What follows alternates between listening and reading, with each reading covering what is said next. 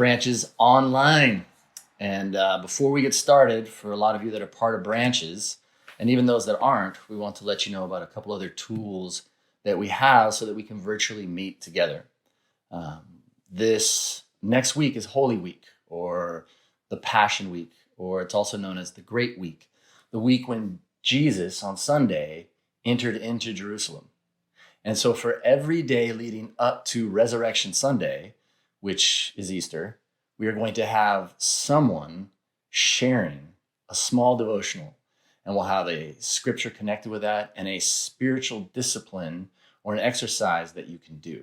And this is meant to be done in community.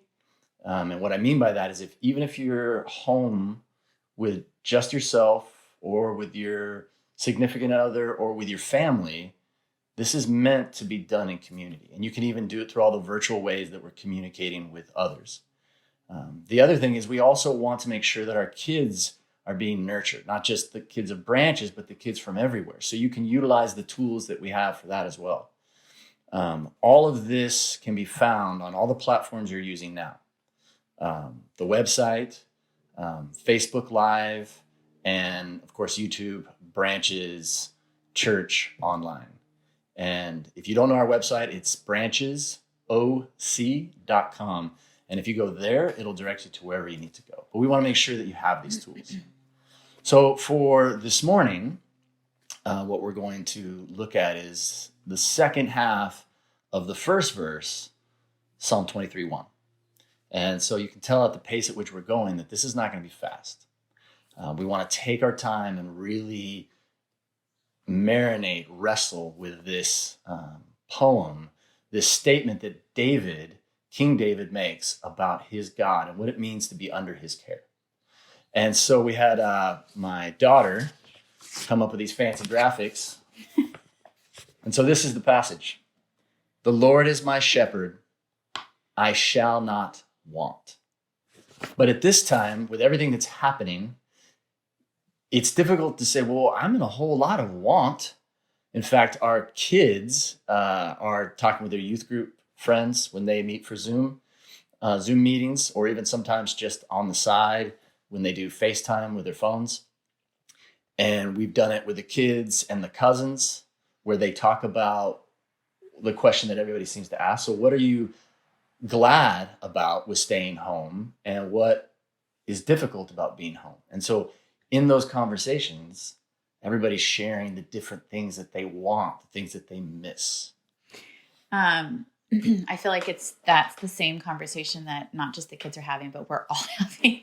There's lots of things we really want to do. The other day I was like, I just want to roam the aisles of Target and touch everything.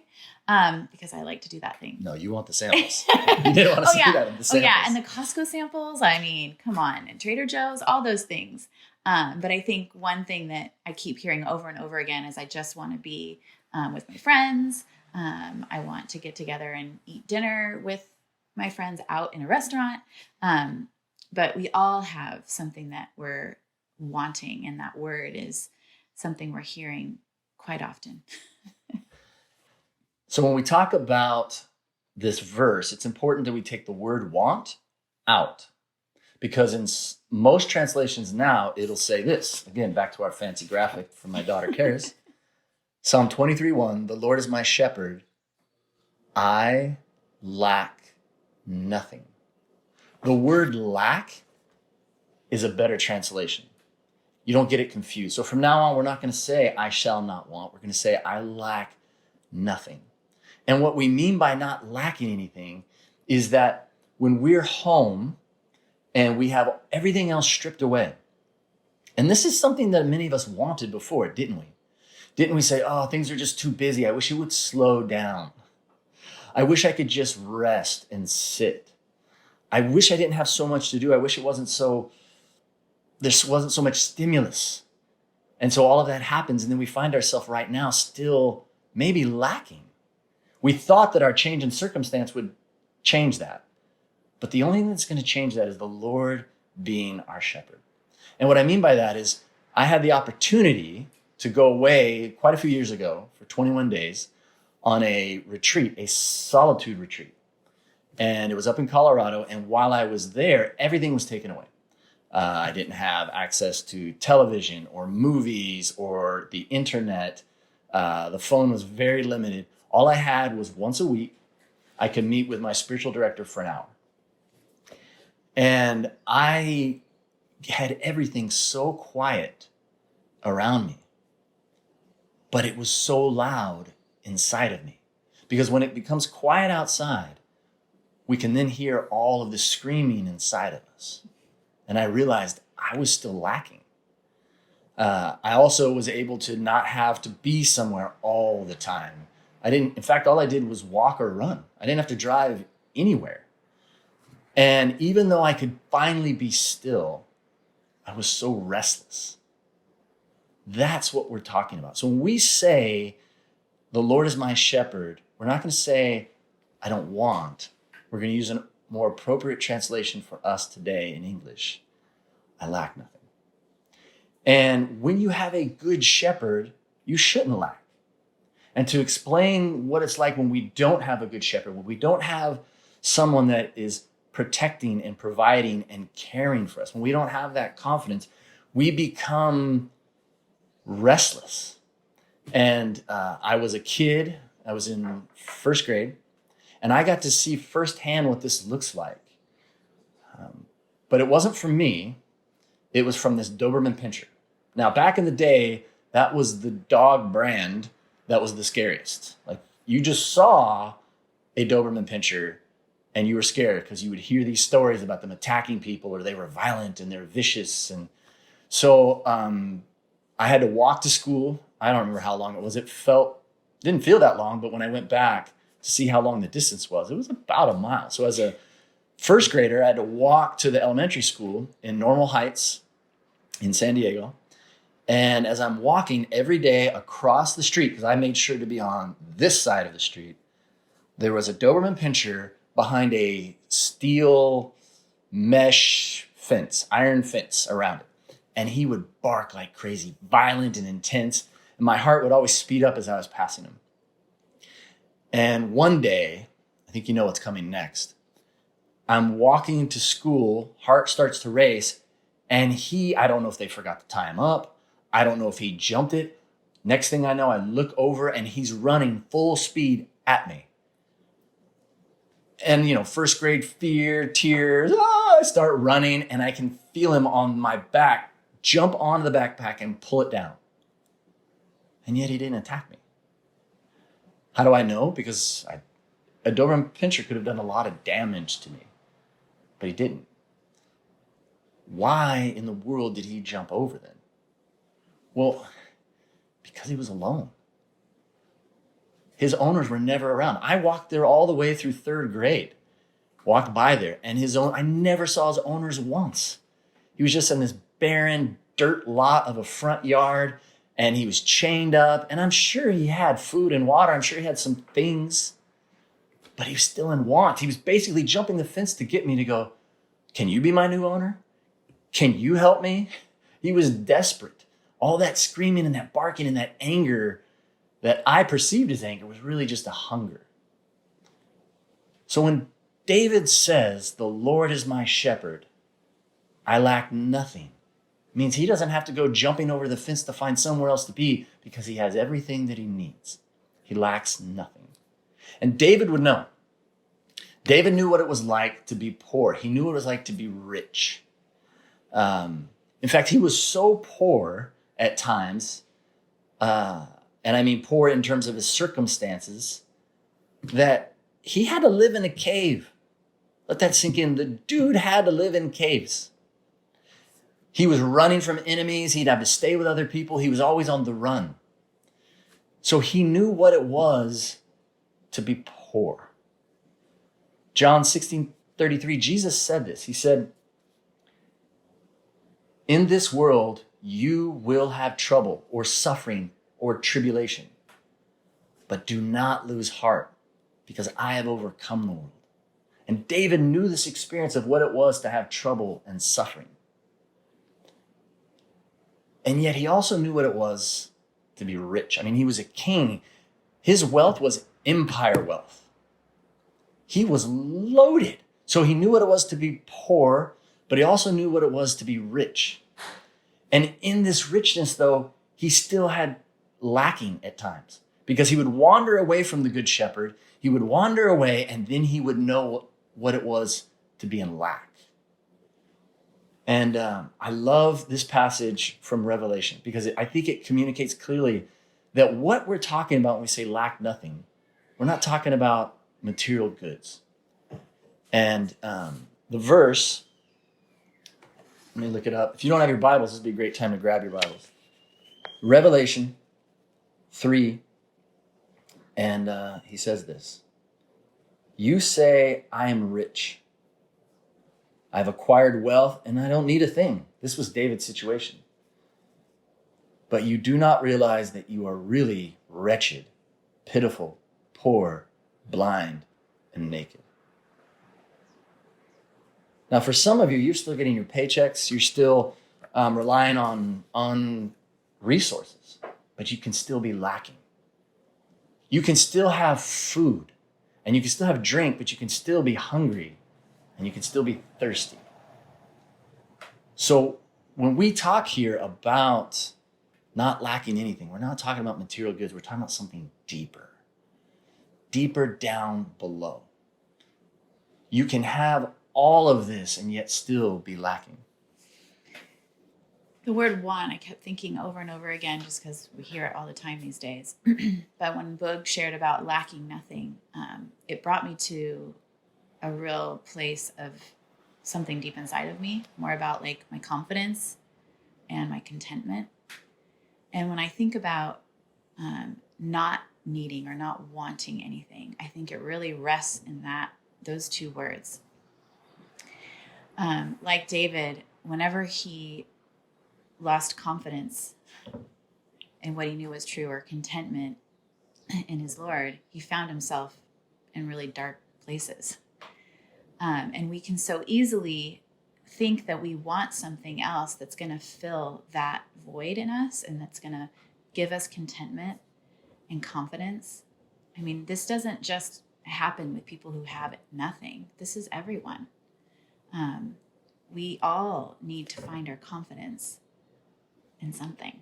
And I think when the Lord is our shepherd and we make that decision to make him our shepherd, then our confidence lies in him and our contentment lies in him. And we don't need anything else. It's the only thing we need or want. He takes us, once we have that confidence in him and that contentment in what he's going to do with us and how he's going to lead us, man, things are amazing and beautiful amongst the suffering, amongst the stuff that we know we're going to have to walk through. I think about incredible artists. I can't help but think of just musicians or artists or people that actually find their contentment in what the Lord has for them and the Lord is their shepherd and he takes them and does things through them that are just mind-blowing. And they do it through it all. I feel like during this time for me, I've had to really make sure that I'm grounded in where I find my confidence and where is my contentment. And not think about those things that I want as much as thinking more about my shepherd and what is he going to do with me and through me during this season. And I feel a very little amount of want when I do that. So the opposite, as Stephanie just shared, the opposite of lacking is to have confidence and contentment when you're with the Lord that he is going to protect and provide and care for you. It's a deep understanding that he got you, that he has you. It's like if that Doberman Pinscher had been on their porch and had a good shepherd, then he would have just been relaxing on the porch. And when his good master, were to get up and move, then the dog would follow him because he knew, hey, if I'm near him, things are good. That's what we do when we know the goodness of God. Psalm 23 is a psalm that has been so important to me over the years. And it started for me in my early 20s. And one of the gifts that I received was this book. It's called A Shepherd's Look at Psalm 23 by Philip Keller. So if you don't have this book, go get it. You can get it on Kindle. You can have it ordered. I mean, I just keep collecting these books and handing them out. I got this one. I've got it online. I've handed a bunch of them out because he was a shepherd in East Africa, but he also became a pastor. And so when he looks at this passage, he sees it differently because he was literally a shepherd of sheep for 8 years. He knew their personalities. And so when he looks at Psalm 23 from David, who also was a shepherd, he sees it differently. And he's opened my eyes to so many different ways to understand this. And so when he looks at Psalm 23:1, and it says, the Lord is my shepherd, I shall not lack anything. He talks about this sheep that was the most gorgeous sheep he had ever had. And in terms of gorgeous, it means that other shepherds would want this sheep so that they could breed this ewe or this female sheep, because all of her other sheep, her offspring would be strong. They would have full coats.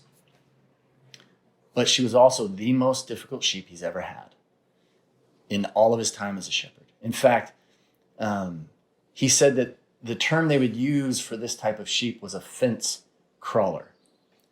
Because he said, I was a good shepherd. I knew what it was like to see other needy sheep like the Doberman Pinscher, where they were just ragged and they just weren't being taken care of.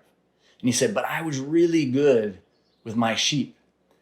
And yet this sheep, which he nicknamed Miss Gadabout, so you know this is an old book. If you don't know what gadabout means, it means you just move around. You're just always restless. And so Mrs. Gadabout would always just go towards the edge of cliffs. She would always leave the shepherd. She would go because she was restless. He'd find her stuck in cracks within the rocks. He'd find her tipped over because she went where he wasn't. And sheep can easily be tipped and they can't get back up. Almost like an insect that falls upside down and they're just dangling and they can't turn. And the real problem was not only was Miss Gadabout restless, but she would lead other sheep, her own offspring and other sheep would follow her and leave the shepherd and be in lack, therefore. And he'd have to go find them. And this is what he said. I thought his words were so beautiful. And they also help us to maybe ask the question to ourselves, are we restless? Are we like Miss Gadabout? And he said this. He said, she was a sheep who, in spite of all that I had done to give her the very best care, still wanted something else. The epilogue of Miss Gadabout is that she didn't make it. Is there something that you still want? Are you like Miss Gadabout where you're still restless and you still want something else? I could probably become Miss Gadabout a lot lately because I feel like I'm constantly like crawling out of my skin, or I just want to jump the fence. I'm like, can we be done now? And it's so easy for that restlessness to kind of take over and get in the way of what we know is true and the confidence that the Lord is our shepherd. And so I keep going back to this. I said it last week and I'll say it again. This is a conscious decision that we have to make. We have to make sure that we're looking at the leader that we know builds up our confidence and that we have contentment knowing that he's going to take us to that place that we all are longing for. It's a decision that we need to do. And honestly, I have to be completely honest. This has been for me to like be kept in one place. I'm a mover. I like to do things by myself, away from, I don't know. Go ahead, say it. It's Away right. from me. Everyone's up in my business. I'm just being real. But I have to make that decision to know, like, this is a time for us to get rid of all the noise inside of us, to see where our confidence lies. Who are we committed to? Who is our shepherd? We are so much like the sheep. And I want to be a sheep that gets saved from the ditches, that doesn't feel restless and always wanting something else. It's so much better to know who my shepherd is and know that my wants will be met. But again, I am a lot like Miss Gadabout all the time. I have to make a conscious decision to assure my shepherd that I'm following him. So when we talk about the Lord is my shepherd, I lack nothing, it means that because we have confidence and contentment in him, and we have confidence that he still has us, then we don't lack. And so whenever we do these messages or even sermons, we always know that you're probably on the other end saying, well, what do I do with this? And hopefully what you can do with this is ask the question, am I lacking? Because if you're truly lacking, not wanting, but if you're truly lacking, right now the Lord is not your shepherd. You've wandered, you've become restless, and you moved away from him. Or maybe you just don't yet know what it is to even have him as your shepherd, to put your trust in him and know that you can be confident and content even in a situation where you're restless, like both of us. Just like you are, just like your family is, just like your friends are. That's normal. But he doesn't have it set up in life for us to lack. And there's a verse that I want us to use as direction. And I actually had my daughter do this one as well. So hopefully you can read it. And so this is what you do with this. Isaiah 30:15. Only in returning to me and resting in me will you be saved. In quietness and confidence is your strength. Because we have quiet and confidence when we've returned to him, when we're with him, and he is our sanctuary, he is our rest. So when we do this, I want to close with this, we do this together. This isn't meant, and when I mean by this, I mean the church. Just so you know, church buildings are closed. Branches building is closed, other churches' buildings are closed, but church is open. And what that means is we do this together in community. And so if you're still locked up in your room, go to our website, go to your church's website, go to the believers and say, I need to be with others. I can't do this walk alone. The Lord is my shepherd intimates there's other sheep with us. We go together as a herd with him. And so we'd love to help you. I know other churches would love to help you, but you've got to reach out because people aren't like the good shepherd. They don't always run out and grab people. We kind of forget that sometimes. We get caught up on our own stuff. So I'll close with this verse, and then you can talk with your family and ask that question. What does it mean to lack nothing? Am I lacking? What does it mean to have him as my shepherd? Am I confident and content? That's your question to discuss with the church. And this is one of our favorite verses at Branches about what it means to be together. And let us consider Hebrews 10:24 and 25. And let us consider how we may spur one another on toward love and good deeds. Let us not give up meeting together as some are in the habit of doing, but let us encourage one another, and all the more as you see the day approaching. Be blessed. Have a great conversation. Hi, Branches family. I hope everyone is staying safe and healthy. So Mug and Steph shared about restlessness, which happens to be a subject I know well. I have struggled with restlessness a lot in my life and identify very strongly with Miss Gadabout. And I think the reason for that is that I have a lot of hopes and dreams and expectations for my life, as we all do, I'm sure. But in the moment, what God is doing or what's happening never quite looks like where I want to be. And it always looks just a little bit different than I had hoped it would or planned for it to. Because God doesn't follow my plans, thankfully, right? But so it's hard when you're in the moment. It's hard to remember that you can trust, that you can let go, that you can move from that place of lack to confidence. But I started to recognize this pattern in my life of holding things really tightly and then looking back and recognizing, well, wait, oh my gosh, there was God working there. Here's what he was doing here. And having the outcome always be so much better than I could have planned or anticipated. So this song was sort of my homage to that. It's called Untether Me, which I think we're all experiencing some untethering right now. We're all cut off from our routines and our lives as we've known them.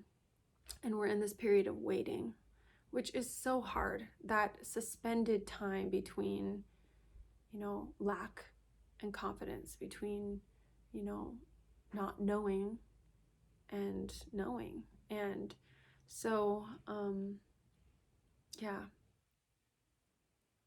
this song is just about exhaling and surrendering to God and what he's doing, and trusting that what he's doing is good, and letting go of all your best laid plans, because all of those plans end up just being a trap anyway. They just end up being, you hold on too tightly, and then you're just trapped holding on to that thing instead of being able to go where God is leading you. So, yeah, this is Untether Me.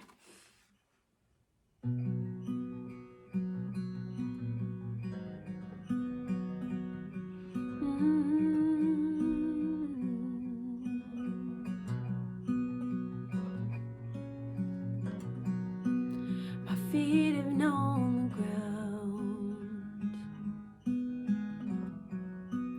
the song that holds me here. Familiar is the sound, but right now it rings empty in my ears, and everything I've known has taught me to hold the things I love much tighter, 'cause fortune favors fighters. But what if I let go? Just to let go. Will you be strong when I have grown too weak to stand? Untether me, 'cause I can't wait for all the chains I made to unfetter. I know better now, so untether me, 'cause I can't wait for all the plans I made to unravel. As you gather me in, help me begin again.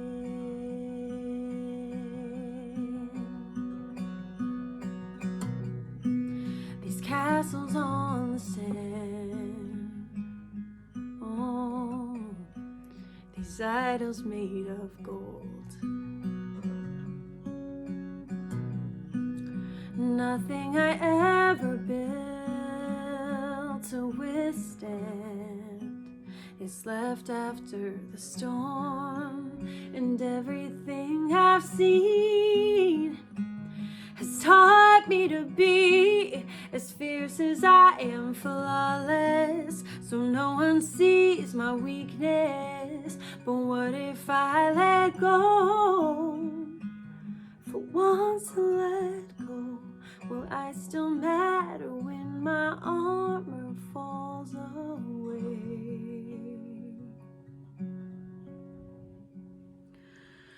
Untether me, 'cause I can't wait for all the chains I made to unfetter. I know better now, so untether me, 'cause I can't wait for all the plans I made to unravel. As you gather me in, help me begin again.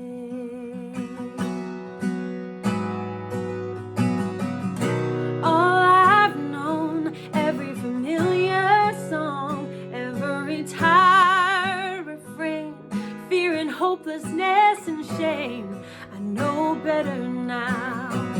These webs I've weaved from all of the lies that I believed, all that I've championed and grieved. I know better now, I know better now. All I want, everything I demand, this stubborn plot of sand I built on again and again. I know better now. Castles and kingdoms and chains and the winds and the walls and the waves and all of the wreckage that remains.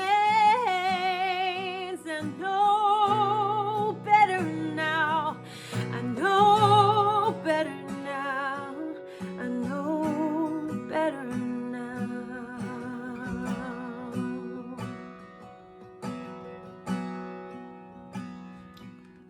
Untether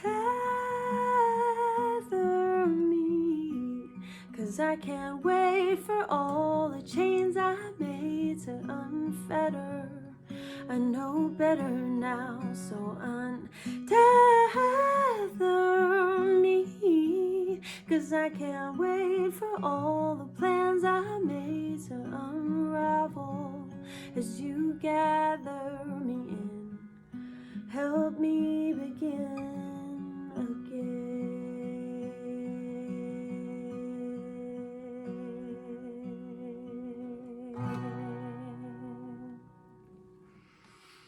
Stay safe, branches.